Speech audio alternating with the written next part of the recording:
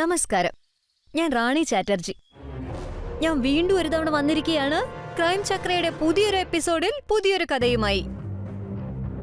കുടുംബം ഒരു മനുഷ്യന്റെ ശക്തിയാണെന്ന് പറയും. നമ്മുടെ നന്മകളിലും തിന്മകളിലും നമ്മോട് എപ്പോഴും ഉണ്ടാവുന്നത് നമ്മുടെ കുടുംബം തന്നെയായിരിക്കും. സമൂഹത്തിൽ നിന്നും ഒരു മനുഷ്യനെ കുടുംബത്തിന് രക്ഷിക്കാനാവും. പക്ഷെ ഒരു കുടുംബത്തിന്റെ ഉള്ളിൽ തന്നെ തിന്മ നിറഞ്ഞാൽ പിന്നെ ആർക്കാണ് രക്ഷയുണ്ടാവുക? അങ്ങനെ ഒരു കഥയിൽ നിരാലി അവളുടെ ചേച്ചിയുടെയും ഭർത്താവിന്റെ ഒപ്പമാണ് താമസിക്കുന്നത്. ഒരു പെൺകുട്ടി ഏറ്റവും സുരക്ഷിതയായി തോന്നേണ്ട സ്ഥലത്ത് തന്നെ അവൾക്കെതിരെ ഒരു തെറ്റ് സംഭവിച്ചുകൊണ്ടിരിക്കുകയാണ്. ആ പാവത്തിന് മനസ്സിലാവുന്ന കൂടിയില്ല അവൾക്ക് വേണ്ടപ്പെട്ടവർ അവൾ ഏത് കണ്ണിലൂടെയാണ് കാണുന്നതെന്ന്.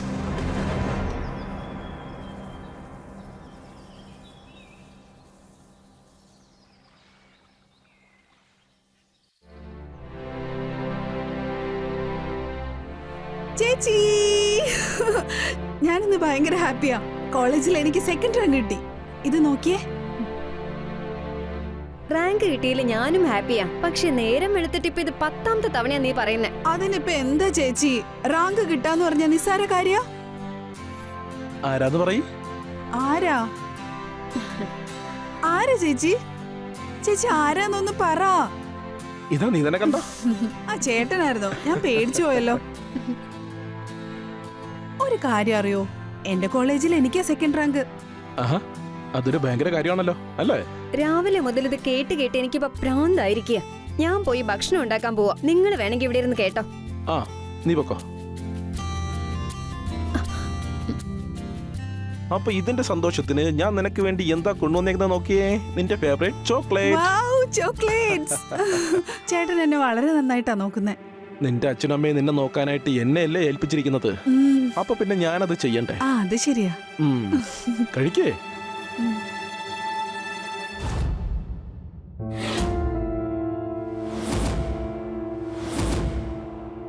ഞാൻ എടുത്തു തരാം.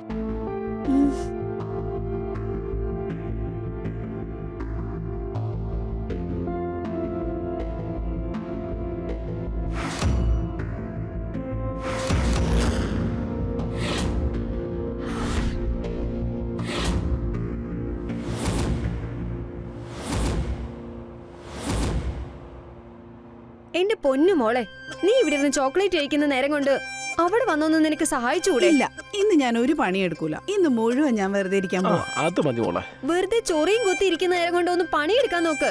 മായ, നീ ഭക്ഷണം ഉണ്ടാക്ക്. എനിക്ക് ഇവളോടൊന്ന് സംസാരിക്കണം. നിങ്ങൾ ഇങ്ങനെ ഇവളെ തലേ കയറ്റി വെച്ചോ. ശരി, എന്തെങ്കിലും കാണിക്കേ. താങ്ക് യു ഏട്ടാ. Okay okay. ആ പിന്നെ ഞാനൊരു കാര്യം ചോദിക്കട്ടെ. ഇനി എന്ത് ചെയ്യാനാ നിന്റെ പ്ലാൻ? അതിപ്പോ കോളേജ് കഴിയട്ടെ, ബാക്കി അപ്പൊ നോക്കാം. എന്ത് നോക്കാന്ന്? ഒന്നും ഫിക്സ് ഒന്നും അല്ല, ആലോചിച്ചിട്ടില്ല.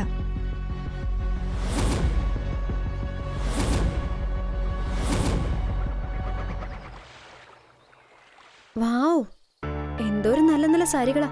ഇതിന്റെ വർക്ക് കാണാൻ നല്ല ഭംഗിയുണ്ട്. ആ നിരാലി, നീ ഇത് ഒരുങ്ങിക്കെട്ടി എങ്ങോട്ടാ പോകുന്നേ? എന്റെ ഫ്രണ്ടിന്റെ വീട്ടിലൊരു പാർട്ടി ഉണ്ട് ചേച്ചി. വൈകുന്നേരം വരാൻ അല്പം വൈകും. നീ ഇപ്പൊ എങ്ങോട്ടും പോകുന്നില്ല, മര്യാദ പോയി ചേഞ്ച് ചെയ്യേ. ചേട്ടാ ഇത് കണ്ടോ, എന്റെ ഫ്രണ്ട്സ് എല്ലാരും വരുന്നുണ്ട്. ഞാൻ എപ്പോഴും പോവാറില്ലല്ലോ. അവളെ വിട്ടേക്കുമായ, ഇന്നൊരു ദിവസത്തെ കാര്യമില്ലേ. ഇവളി എല്ലാ ദിവസവും ഒന്നും പാർട്ടിക്ക് പോകുന്നില്ലല്ലോ. ആഹാ, പാർട്ടിയുടെ കാര്യമൊക്കെ പറയുന്നുണ്ടല്ലോ. എന്നാ പിന്നെ ഞാനും കൂടാ. ആ തുഷാർ, വന്നിരിക്കേ, വാ.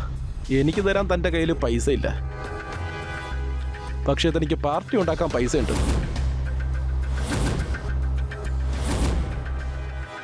സോറി തുഷാർ, അത് പിന്നെ എനിക്ക് ഒരാഴ്ച കൂടി നീ സമയം തരണം. അപ്പം ഞാൻ മുഴുവനായിട്ടെല്ലാം തന്നു തീർത്തോളാം.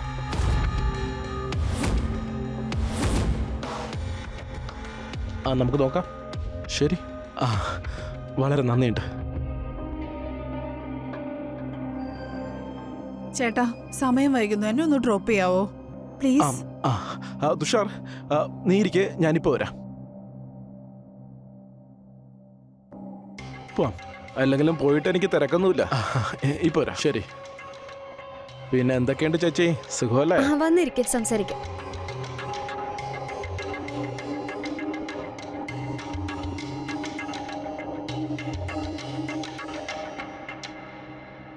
പിന്നെ പറയൂ ചേച്ചി, എന്തൊക്കെയുണ്ട് വിശേഷങ്ങൾ?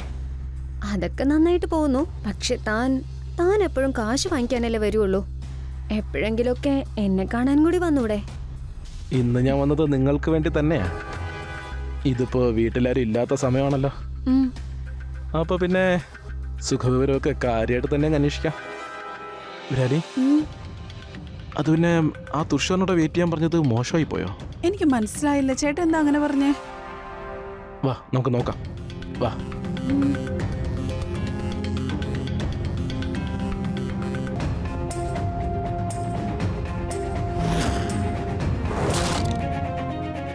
തുഷാർ, എന്തായി ചെയ്യുന്നേ?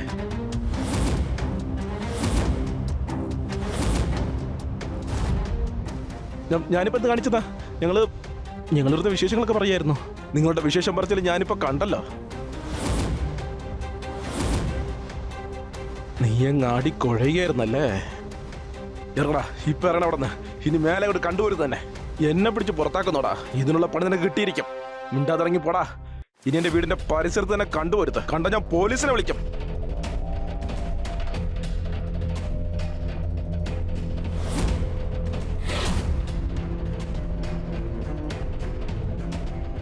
നീ വാ ബരാലി.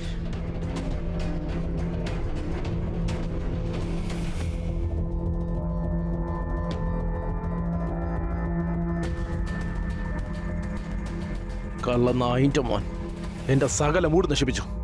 ചേട്ടാ, ചേട്ടനൊന്ന് സമാധാനപ്പെട്. ചേച്ചിക്ക് ചിലപ്പോ അറിയാതെ സംഭവിച്ചായിരിക്കും, അല്ലെങ്കിൽ ചിലപ്പോ ചേട്ടൻ തെറ്റിദ്ധരിച്ചായിരിക്കും. അല്ല, ആ തുഷാർ മഹാവൃത്തികെട്ടവനാ. പക്ഷെ അത് എന്റെ ഭാര്യയുടെ അടുത്തെടുക്കുമെന്ന് ഞാൻ വിചാരിച്ചില്ല. ചേട്ടാ, ഇനിയെങ്കിലും ഈ ദേഷ്യം ഒന്ന് നിർത്ത്. വെറുതെ എന്റെ മൂടും കൂടെ നശിപ്പിക്കല്ലേ. ആ, നീ പറഞ്ഞൊരു കാര്യമുണ്ട്. എനിക്ക് പോയിട്ട് പെട്ടെന്ന് തിരിച്ചു വരാനുള്ളതാ. ചേട്ടൻ എന്നെ ഒന്ന് ഡ്രോപ്പ് ചെയ്യോ? നടക്ക്. ശരി.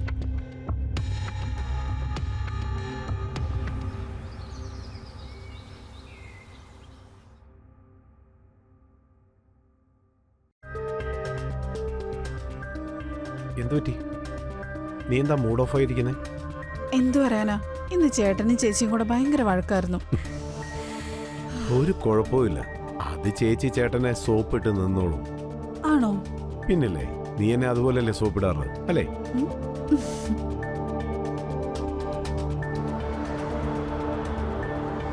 പഠിത്തമൊക്കെ എങ്ങനെ പോന്നു? നന്നായിട്ട് പോകുന്നു. നിന്നെ പറഞ്ഞയക്കാൻ എനിക്ക് ഒട്ടും ഇഷ്ടമല്ല. പക്ഷെ നിന്റെ ചേച്ചിയുടെ ഭർത്താവ് ഇപ്പൊ വരില്ലേ? അതല്ലല്ലോ ഇപ്പോഴത്തെ പ്രശ്നം. നമ്മളിങ്ങനെ എത്ര നാൾ ആരും അറിയാതെ കാണും. ഇനി അധികം നാളുണ്ടാവില്ല. ഞാൻ എന്റെ വീട്ടിൽ നിന്റെ കാര്യം പറയട്ടെ? അല്ല, ഞാൻ തന്നെ വന്ന് നിന്റെ ചേട്ടനോടും ചേച്ചിയോടും സംസാരിക്കാം. വേഗം വേണം. വേഗം വരാം. പോരെ?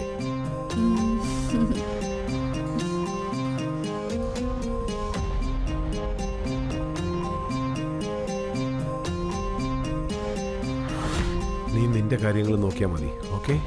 എന്റെ കാര്യം നോക്കാൻ നീയില്ലേ?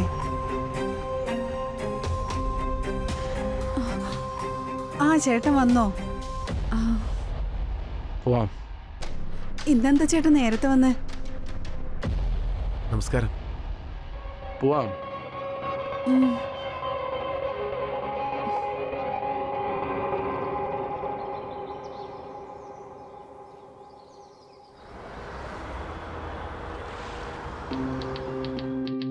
നിങ്ങൾ ചായ കുടിക്കേ. എന്താ നീരാലി, നീ എന്തിനാ ഇടയ്ക്കിടയ്ക്ക് പുറത്തേക്ക് നോക്കുന്നേ? ഒന്നുമില്ല ചേച്ചി, അത് ഞാൻ വെറുതെ.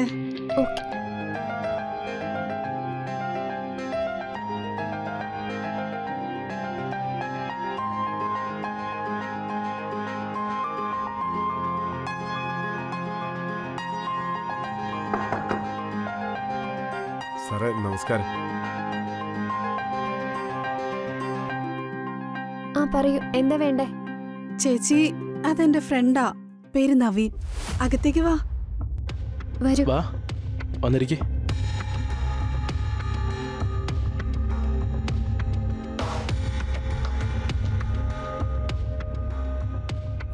അതായത് എനിക്കും നിരാലിക്കും നിങ്ങളോട് കുറച്ച് കാര്യങ്ങൾ സംസാരിക്കാനുണ്ട്.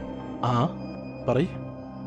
അത് പിന്നെ ചേച്ചി, അത് ഞാനും നവീനും ഞങ്ങൾക്ക് രണ്ടുപേർക്കും പരസ്പരം ഭയങ്കര ഇഷ്ടാ. ഞങ്ങൾക്ക് കല്യാണം കഴിക്കണമെന്ന് ആഗ്രഹമുണ്ട്. നവീൻ ഒരുപാട് നല്ലവനാ, എന്നെ നന്നായിട്ട് നോക്കും. അതെ, നിങ്ങൾ അതോർത്ത് ടെൻഷൻ അടിക്കണ്ട. നിരാലി എപ്പോഴും എൻ്റെ കൂടെ ഹാപ്പി ആയിരിക്കും. നിരാലി നീ നോക്ക്, ഇവിടെ ഇങ്ങനെ തീരുമാനങ്ങളൊക്കെ എടുക്കുന്നത് നിന്റെ ചേട്ടനാ. ചേട്ടാ പ്ലീസ് ചേട്ടാ, നവീൻ നല്ലവനാ ചേട്ടാ. എനിക്ക് അവനില്ലാതെ ജീവിക്കാൻ പറ്റില്ല ചേട്ടാ, പ്ലീസ്.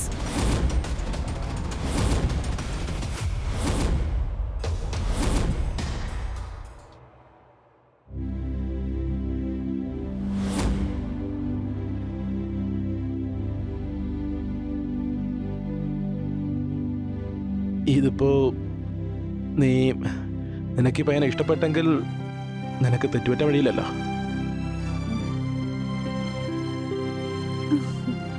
നിങ്ങളുടെ കല്യാണം ഞാൻ നടത്തിത്തരാം. താങ്ക് യു ചേട്ടാ, thank you. You are the best. നിങ്ങൾക്ക് രണ്ടുപേർക്കും വളരെ നന്ദിയുണ്ട്.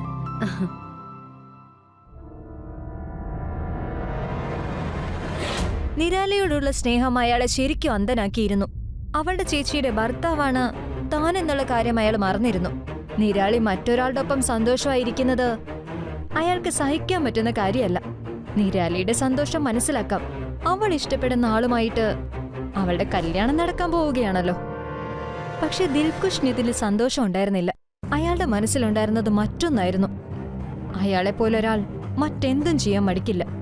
നിരാലി അവളുടെ ചേച്ചിയുടെ ഭർത്താവിനെ അവളുടെ സുഹൃത്തായിട്ടാണ് കണ്ടിരുന്നത്. അയാളുടെ മനസ്സിൽ അവളെ എങ്ങനെയാണ് കണ്ടിരുന്നത് എന്നവൾ അറിഞ്ഞതുമില്ല.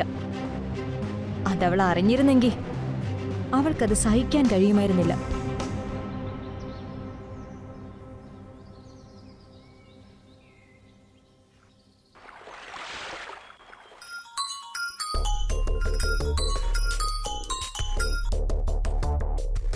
നീ എന്തിനാ ഇങ്ങോട്ട് വിളിച്ചത്? നായിന്റെ മോനെ എന്റെ പൈസ കൊണ്ട് തിന്നിട്ട് എന്തിനാ വിളിച്ചതെന്ന് ചോദിക്കുന്നു. നിന്റെ പൈസ ഞാൻ തിരിച്ചു തന്നേക്കാം. നിന്നെ പോലെ ഒരുത്തന്റെ പൈസ കയ്യിൽ വെക്കാനായിട്ട് എനിക്കും ആഗ്രഹമില്ല. എന്റെ പൈസ എനിക്ക് നാളെ കിട്ടണം. അല്ലെങ്കിൽ നിന്നെ ആളയച്ച് ഞാൻ കൊല്ലുകയും ചെയ്യും. നിന്റെ ഭാര്യയുടെ അനിയത്തിയുടെ കൂടെ കിടക്കുകയും ചെയ്യും. നിനക്ക് മനസ്സിലായോ? നീ എന്താടാ പറഞ്ഞേ? നായിന്റെ മോനെ. ഹലോ ഹലോ, പറയുന്നേക്കടാ. ഇവൻ അങ്ങനെ വിട്ടാ പറ്റില്ല.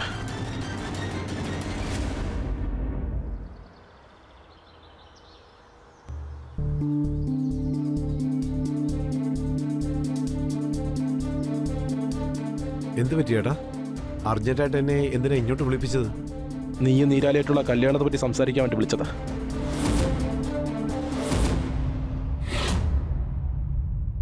ആ ചേട്ടാ പറഞ്ഞോളൂ. നീരാലിയുടെ അച്ഛനമ്മയെ മരിച്ചപ്പോൾ മുതൽ അവൾ ഞങ്ങളോടൊപ്പമാണ് കഴിയുന്നത്. അതുകൊണ്ട് എനിക്ക് അവളെ ഒരുപാട് ഇഷ്ടമാണ്. അതെ, നിരാലി എന്നോട് എല്ലാ കാര്യങ്ങളും പറയാറുണ്ട്. ചേട്ടൻ അവളെ നല്ലവണ്ണം നോക്കുന്നുണ്ട്. അവൾ പറഞ്ഞത് ശരിയാണ്. അവൾ ഒരുപാട് കാലമായി ഞങ്ങളോടൊപ്പമുണ്ട്. പക്ഷേ അവൾ ഇതുവരെ എൻ്റെ കൂടെ കിടന്നിട്ടില്ല. എന്നിട്ടിപ്പോൾ എവിടെന്നോ വന്ന നിനക്ക് അവളെ കല്യാണം കഴിച്ച് അവളുടെ കൂടെ കിടക്കണോ അല്ലടാ? ഏട്ടാ എന്താ ഈ പറയുന്നത്? ഇനി നീ അവളെ കാണരുത്. അവൾ എൻ്റേത് മാത്രമാണ്. താൻ ഇത്രയ്ക്ക് വൃത്തികെട്ടാനാണെന്ന് ഞാൻ എൻ്റെ സ്വപ്നത്തിൽ പോലും കരുതിയിരുന്നില്ല.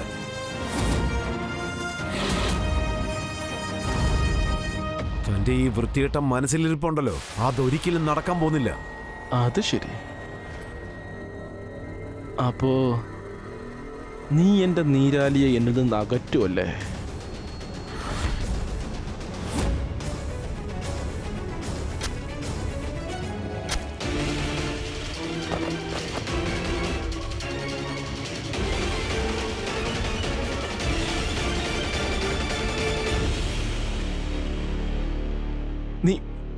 നീ ഇവിടെ എന്താ ചെയ്യുന്നേ? ഞാൻ കാശ് വാങ്ങാൻ വേണ്ടി വന്നതാ. നീ എന്താടാ ഈ കാണിച്ചേ? നോക്കേ, നീ ഇവിടെ ഇപ്പൊ കണ്ട കാര്യമില്ലേ? ഇത് നീ ആരോടും പറയാൻ പാടില്ല. നോക്ക്, ഞാൻ നിനക്ക് തരാനുള്ള പൈസ ഇരട്ടിയായിട്ട് തിരിച്ചു തന്നേക്കാം. അതൊക്കെ സമ്മതിച്ചു. പക്ഷെ എനിക്കൊരു കണ്ടീഷൻ ഉണ്ട്. നിന്റെ ഭാര്യയെയും അനിയത്തിയെയും ഒരു രാത്രിക്ക് നീ എൻ്റെ കൂടെ വിടണം. പിന്നെ നീ എനിക്ക് ഒറ്റ പൈസ തിരിച്ചു തരട്ടാ. ഇവിടെ കണ്ടേക്കാൻ ഞാൻ മറന്നോളാം. നിന്നേണ്ടല്ലോ.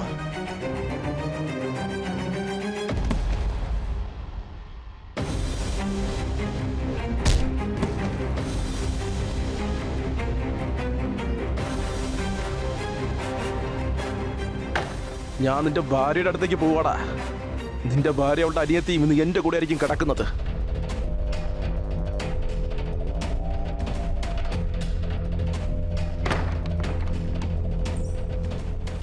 മായയുടെ ഉണ്ടോ? പുറത്തേക്ക് വാ.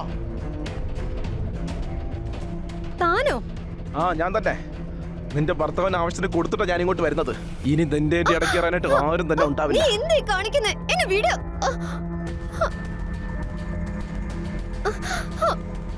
ചേച്ചി ചേച്ചി എന്തേ കാണിക്കുന്ന? വിട് നിങ്ങളെ രണ്ടുപേരെ ഞാൻ വിടാൻ പോകുന്നില്ല. നിന്നെയും എനിക്ക് വേണം. വിട് വിട് എന്നെ വിട്. വിടാനാ പറഞ്ഞേ. കേട്ടൊന്ന് പിടയ്ക്കാതറി. നിന്റെ കാമുകൻ എന്തായാലും ചത്തുപോയി. എന്താ പറ്റിയേ? നിന്റെ ചേട്ടൻ തന്നെയാ കൊന്നത്. എന്റെ നവീൻ എന്താ പറ്റിയേ? നിന്നൊരാണിന്റെ സുഖം അറിയിക്കാനാണ് ഞാൻ ഇങ്ങോട്ട് വന്നത്. വിട്. ചേച്ചി ചേച്ചി ചേച്ചി.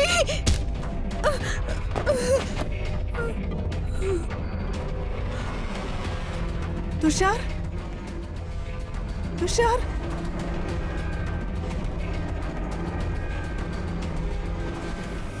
ചേച്ചി, ഇയാൾക്ക് പൾസില്ല. ചേച്ചി, ഇയാള് മരിച്ചു എന്നാ തോന്നണേ. ഇവനൊക്കെ ചാവുന്നതാ നല്ലത്. അയ്യോ, ഇതെന്തായി കാണിച്ചേ?